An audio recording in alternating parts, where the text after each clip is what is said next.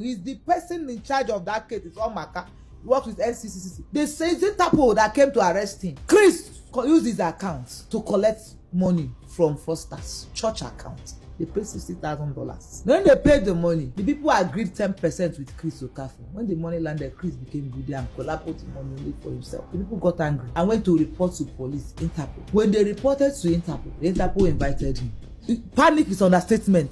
He locked the door. They come, please call your Ogala. They are downstairs in the church. They want to embarrass me. Call your Ogala. Call people I know to help intervene and stop the arrest that he was going to come. That was how they stopped. So that was how that case died? No. So what you're saying is that Chris is what Yahoo boy they call these people? No, he got another name where Yahoo boy. Yahoo boy they call these people. No, he got another name where Yahoo boy. Azaman. Who is he leaving me for after all the atrocities that we have committed? Me and him. I'm not saying it in the place of love. That is the misunderstanding. Everybody is saying, oh, move on. It's not about love for me. It's about pain. I was the confusion that Jeremiah said he sent to their midst. Because one time Jeremiah came out and said, I have sent confusion in their midst. I was the confusion. So I was listening to everybody. So you've been the Holy Spirit and now you're also confusion. Yes. He gave me 10 million. Remaining 35 million. They said I should take 15 million and leave 20 million. I said, we had that argument. They said, okay, they paid 15 million to me through the brother. So this is how they used to be sharing our tithe money. DSS, they should go to that church and open that altar. Open his altar. I won't say further than that. When they were building that place collapsed. Somebody died. But apart from somebody dead, there's a blogger that found something on the ground. This man was begging, called me, said, what do I give to this blogger to close his mouth? The DSS should go and open that altar. I know what I'm saying. That's all I will say. The church altar. The church altar where he used to stand, that pulpit, they should dig it up and open it. Good afternoon, sir. Good afternoon. My name is Kel Armstrong Amobi. I'm calling you from the Car Truth Podcast. Okay, Car Truth Podcast. Yes. Good afternoon, sir. I'm sorry to disturb your afternoon. We have Doris Ogala in our studio. And ladies and gentlemen, it is me again, K.A., the host of Car Truth Podcast. And today we are live again in the studio to cause real trouble. We're bringing you real expose. I have this feeling in my spirit that this particular episode is going to cause a lot of trouble, but we need it. We need it. As you all know, this is Car Truth Podcast, and here we don't sugarcoat the truth. We tell it as it is, no matter whose ox is God. And with me in the studio today is Doris Ogala. She doesn't need an introduction. She's first already a superstar in the Nollywood industry. But recently, we've seen some of her videos where she lamented bitterly about some of the atrocities she has faced in the hands of one dear prophet. And today she's live with us in the studio to tell us the whole story. We want to understand the background, everything, and of course, ask some very important questions. Doris, you're welcome. Thank you. I know you're stressed, and anyone who've been through what you've been through in the last few days will, of course, feel the way you're feeling now. I see you're feeling sad, but I need you to be excited. I need you to show us that strength so that we'll be able to understand your story. Okay. And this is Car Truth Podcast, so whatever you're telling us today, please do not hold anything back. Okay. And the essence of doing this is because it may be saving someone else out there. So, without wasting much of your time and the time of our audience, please go straight to the point. Tell us what exactly is happening. What did Chris, our dear apostle or prophet Chris Okafor, do to you? What is happening? You see, when you call... And I want you to please start from the beginning. Yes, I will. When you call Chris prophet, it's an insult to God. And what is happening today, I think now I can believe that God answers prayer. When I was small, and this is my truth. I used to pray to God when I see these pastors on pulpits, especially TB Joshua. When I know that my father used to watch TB Joshua so much. When I see them preaching, one day, before my dad died, he was watching TV. We carry her place on TV. And I went inside the room and I prayed. And I said, God, give me power to expose these people. I'll go to their altar and challenge them and expose them. I prayed that prayer. I'm not lying. This prayer, I prayed it years back when I was younger.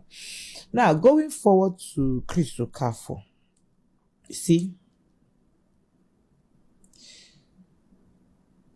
it's something I am not ashamed to talk about. Not because I am proud of what I did, but because I have nothing again to lose. I lost the most important person in my life, my younger brother, the most handsome man. I don't know, maybe I can show you who I'm talking about so that you understand where my anger is coming from. In the whole wide world, there is nobody handsome like my brother, both Oyibo, white, black. God created that boy. When you say God created someone in his image, that is not my brother, from head to toe, teeth, everything intact. I lost that boy. There's nothing anybody will tell me now. Nobody is ready to stop me. I don't know why anybody will want to stop me. Will he bring back my brother? No. I'm trying to get his picture so that maybe we can be on the same page. You understand me and what I'm talking about.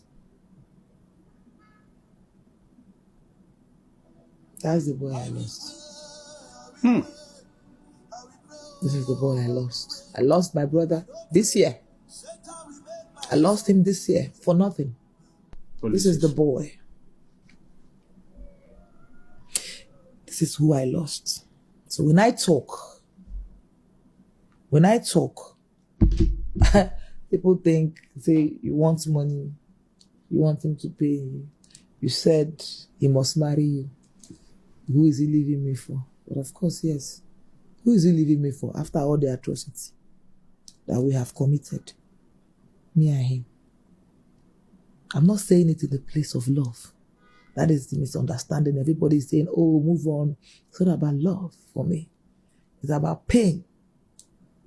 It's about pain that this man caused me for no reason. Now, I will shed light to what happened. I met Okafor 2017. I was just 23 years. But God started blessing me early. I bought my first car at the age of 18 years. I bought Murano. I went to Cotonou, bought the car with my money, brought it to Nigeria. So it's not like the man bought it for me. No. I was doing well for myself. Very well. A young girl at that age. Before 2017, I bought that car 2000 and how many years? It's been a long time. I bought car. Now, what happened? I went to police for CID for a case. In that first CID, I saw Chris. Chris was coming. I went there with my colleague, Choma Okoye. So as Chris, people were saying, who is this man? He's very handsome. As he was coming, he was walking on the road. Me, I was also walking on the road, like we're coming opposite each other. And then we have met. Like, I would call it hypnotism at first sight, not love at first sight. Because what happened to me that day, people might call it love at first sight. No, it was hypnotism. We met. His bouncer has now rushed to move me away from me. He now grabbed me by my hand and entered his car. And then gave me his number and said, I'll call you. I left. Few hours later, in fact, it was even my colleague that said, I know this man, he's the big man of God. I was like, oh, really? But in fact, when she was saying that, then I was already gone in love with the guy. Or hypnotized by him, because it's not love. Now it's beginning to make sense to me. Now the whole thing is clearing. 2 hours later, a few hours later, I got a text Hi. I said, who is this? I said, Chris. Well, my colleague didn't really remember his name. Said, yes, that's his name, Chris. Then he now called and asked me, when am I coming to Lagos? I told him. And he said, okay. When I get to Lagos, I should call him. I got back to Lagos. This was around December. This thing was happening around December. But towards the ending of December. In fact, when I got back to Lagos, the day he invited me was on 31st of December, 2017. Because they were doing crossover night. He invited me to an address in Ojudubega. I went to the place and it became a church. Honestly, when I was going, I didn't think that he was going to invite me in his church. I was thinking he was going to probably a house or somewhere private, because I was already all over in love. Oh, I don't know. Like, for me, I wanted him and he also wanted me. Choma, if Choma Okoye would be true to, because we're quarreling now, Choma would tell you that I was hypnotized. Like, I was, at some point, my colleague was looking at me like this. When I got to his church, it was his pastor, Pastor Sylvester, who came down to receive me. They were just closed from the crossover night. And he took me up to his office. He looked at me and he said he liked me. That he's a pastor. He's been divorced. And he would tell me what the wife did to him later. But he's going to travel for Christmas this January. That January, that I should, am I traveling? I said yes. I said, okay, we'll meet in the East. I traveled. I will get to this, when I narrate this part, I will give you a number. You will call my national president to confirm what I just said. Then we'll continue. It was at that point, when I got to the East, my next national president. No. I think he invited me to the village, yes. My national president, I think he went with me. Yes, he did. Went to his village. This national president of what? Actors Guild of Nigeria, Emeka Rollers. He went, no, not that first one that he went to. That 2017, I went alone. I went to see him, introduce me to his mother. Now I can put it. I saw his mother. That was the first day we kissed, so I went alone. I remember now vividly. We ate, introduced me to his mother, to his children, and all that. His village is in one place in Anambra. You go from Okigwe. From Okigwe, there's a road that will link to that place. So it's close to Umuahia, so it's not that Anambra inside. So when we finished, he was a little bit late, getting late. He sent his driver, Emeka is the name of his driver. Emeka drove his heelers with some policemen who now drove behind me to see me off, so to a safe place. I was it. Then when he came back, we started. We were just love cats, love birds. This guy will call me to come to the church. There's no way he doesn't sleep with me. There's one guy, Obum. One of his, they called him his son. Obum. If I come, that time Obum will receive me. I'll go to his bedroom. We'll start from doors, start kissing. That's how we'll start making love. That's how glued we were together. Yes. And when we take me inside, we'll do it everywhere. His daughters, I used to wear uniform with the daughters. I think I will show you. Although the wife reached out to me and said she doesn't want the daughter on social media, and I apologize, but there's no way I will tell the story and without, how will I tell the story or make you guys believe to show you that I even wear uniforms with the daughter. This is the first daughter. Is the daughter of Chris Okafor. The one who ran away from the house and went to her mother. Because of her father's atrocities, yes. It was too much. This is the first daughter. This is the one. This is how much I used to buy gifts. They loved me. She too gave me gifts too.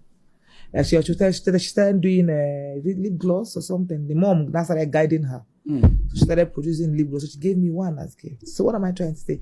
He has those, all his daughter, both the one that is Abino, right? Not like I'm yabbing about, that's what I want to describe her. All of them loved me. We were a family. His son, he has a son that looks much like him.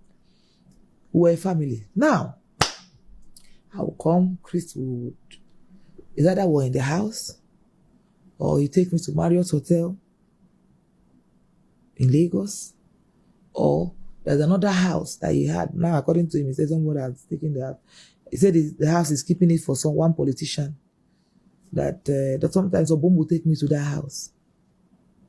We would make love. One of my sister, Winna lives in that place. My sister, Winna, they used to know now.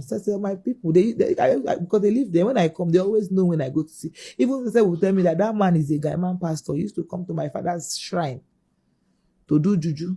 Yeah, I didn't just stop it. I was head over this guy. I was in love. For me, I was in love. At the end of the day, we started dating for so many years. Now, 2019. I had this guy I knew, 2012. I met in Dubai, my ex-husband. Now, we were supposed to marry, but it didn't work. Like, he's toxic. Then I stopped having feelings. That was when I now met Chris, 2017. Then 2019, this guy resurfaced again. And, was pressure. He wanted to marry me. My ex-husband, I say, is obsessed with me. Why I say he is, because he still talks to me now. He's obsessed. So it's somebody I would call it love. Like, maybe it's love for him, because he's really like that with me. He insisted that he wants to marry me. Was pressuring everywhere, calling my mother, every member of my family, and all that. At that time, I already was hell over Chris, so I didn't have feelings for him. But pressure, her family, my mom said, okay, marry him. He bought a car for me, actually, because he was in South Africa. He bought a car for me. When he came back to Nigeria, I remember that night, he came to me, said, he wants us to marry as fast as possible. He doesn't want to waste time. And I told him, listen, not like I don't like you, but I don't have feelings for you. If I marry you, it will not work. You know it. He said, I should forgive him for all the beatings he did that made me lose feelings, all the things that happened, that in that marriage, we'll find love, that the love will grow. That's what he is. I told Chris, and later I now called Chris. I said, look at what's going on, Chris said, I have most of the chats where he said, I'm hurting him. I don't know if I can find it, but let me check. Even said, I'm hurting him. Don't worry, you can just send us the chat. Yeah, I will send you, then you can post them as I'm talking, yes. So, but later, I told him that at this point, there's pressure. He said he wasn't ready, that I should wait for him. Oh. I said, I had to marry. Eventually, I married the guy. I don't want to talk. People say, you left your husband for Chris. You don't want to know what I went through in that marriage. Trust me. I think I'm going to play one video. At least this one is faster, where my ex beat me up. This was the video I sent to Chris, and he said I should leave the house. This is the video I sent to Chris. This is my ex-husband's compound in the village. This is the video I sent to Chris. This girl came and slapped me. My eyes, blood gushed out of my nose. That was the video I sent to Chris. I should come. So, I was in a very toxic marriage. I was not happy. Chris became my only confidant. Everything about that marriage is what my experience in my marriage is something I don't want to talk about. And the only person I was talking to was Chris. And Chris took advantage of it. I don't know why women are coming to judge me. So many women go through this same thing. When your husband is treating you bad, you look for someone you talk to. If the person is a good person, the person will want to reconcile or talk to your husband. But Chris didn't do that. Rather, he kept condemning my husband. And most times he would tell me, because I wasn't having sex with my ex-husband. which was more reason why he was beating me. I didn't have feelings. To have sex with me, it would turn to rape. That's what I would use, because he would force it and do it. And that's why when he got someone pregnant, I didn't blame him, because I was depriving him of that. And then Chris took advantage of it. Chris doesn't even want me to have sex with my own ex. Though I wasn't having feelings, he doesn't even want me to. But while you were not having sex with your husband, were you having sex with Chris? No, I never had sex with Chris while I was married. I stopped having sex with Chris. So, but what I was doing with Chris, which I don't want to show this, because at this point I don't care. To show you how I don't care, how God wants to use me, I was going to show you my chats with Chris where I sent him my breast where he said I should touch it. People would say, she's ashamed. What this girl should be ashamed. Why is she saying this? But I have to say it the way it is. This was what happened. People do worse in their marriages. Is it because I'm speaking my own? This guy will call me. He said I should show him my breast. I should make a video and send to him. I will do that. He'll call me on video call and said, remove it. Bro, I think I was under hypnosis, because I don't think with my right senses I would do this. I would have shown it to you where he would tell me to touch myself. I would do it. He had control over me. I didn't know what I was doing. My life became, I was running around in my life. Then, that was one of the days my ex-husband now beats me terribly. He said, you know what? Move out of the house. Come, I'll marry you. Chris told you that? Yes. That was when I sent him this video. He said, come out from there, I'll marry you. Bought me tickets, flew me out of the house the next day. What I left, the car my ex-husband bought for me, I returned it to him. I did not carry any of my properties, my clothes. I did not carry anything. I only took my weave-ons in a school bag, and I left. Because the day my ex-husband slapped me, I looked at him and I said, you know that this marriage is over. And he knew it was over this time. So I left. And I went to Chris that day.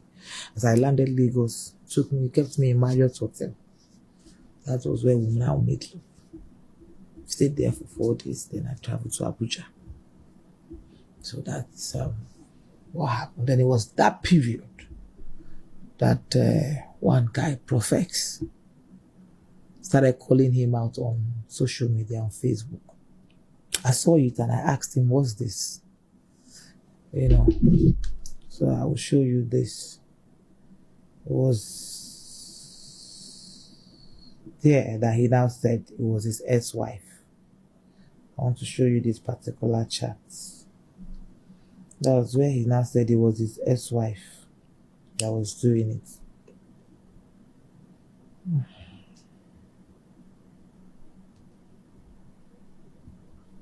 So he said,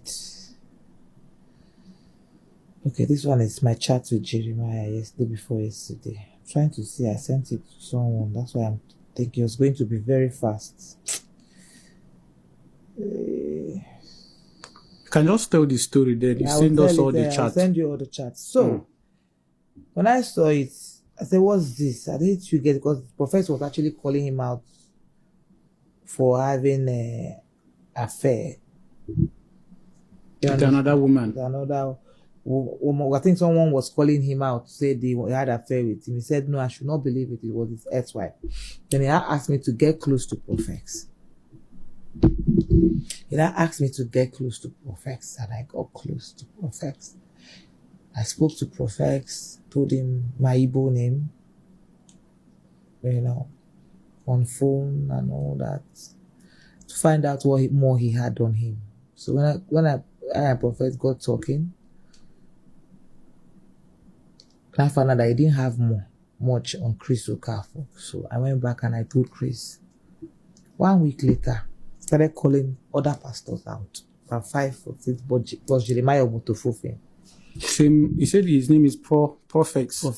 Profex. One South African blackmailer that called himself a blogger. Not a blogger. I'm going to get to him too.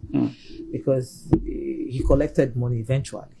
And I have the proof. So, and he might say, oh, I'm playing along. No, that's not playing along. Just like you told me a story. You said The pastor gave you money through your foundation and you brought it out and shared it to your foundation. He wanted to bribe you, but he was not able to bribe you. You didn't stop talking, right? So if you were doing the right thing, if they bribe you, at least you would tell the people this is what is going on. You didn't say it until I started exposing you.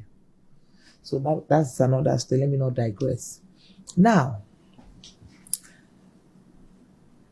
they came. Chris called me. Andrew, I'm his girlfriend. Put me on 3-way with Prophet Jeremiah. And they started pleading with me. Chris said, this is his friend. That this guy is calling them out. I should find out what. Then the story prophet was. Which Jeremiah? Prophet Jeremiah Omotofufi. Papa J. Papa G. The story that prophet was calling him out for was not the testimony case, no. It was the story of a program he went for. Is it in... Okay, one lady. First of all, it's a program of one lady called Comfort. He said the man got the lady pregnant. I don't know how true that is because prophets can't lie. And it was when I got closer to prophet that I know what the things he does. So the case prophet called Jeremiah out first was one Comfort. The girl is late now. So, and it was not Ruth Matthew's case, no. It was Comfort and one case that he went abroad and also somebody died. That was the case he was calling Prophet Jeremiah out for. So when they told me to get closer to him and find out what he knows, Chris